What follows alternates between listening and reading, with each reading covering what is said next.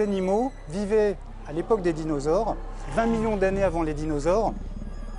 Ils ont disparu en même temps que les dinosaures et c'est l'histoire de leur existence sur Terre que je voulais raconter. Mais pas seulement ça, je voulais aussi rendre hommage au début de la paléontologie avec Georges Cuvier, qui le premier a étudié scientifiquement le premier fossile de reptile marin.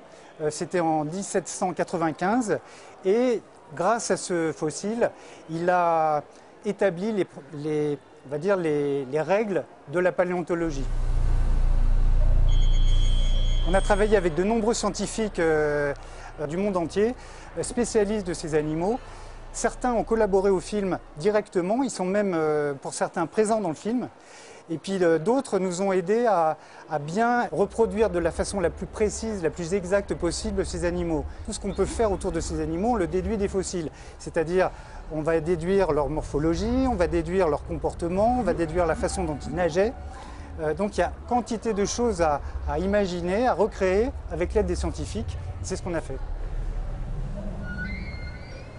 Tout ce qu'on montre dans le film est soit, on pourrait dire, prouvé, soit reste plausible.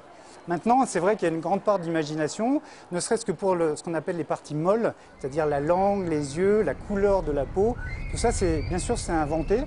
Je revendique ce qu'on appelle la licence artistique, c'est-à-dire que j'ai volontairement donné une robe un peu tigrée aux prédateurs, alors que les proies étaient plutôt tachetées.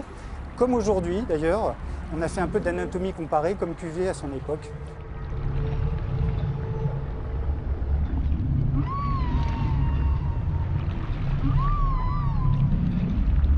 Ces grands animaux, encore une fois, qui étaient comme les dinosaures, on les voit nager, on les voit éventuellement chasser, enfin on les voit vivre et on plonge avec eux.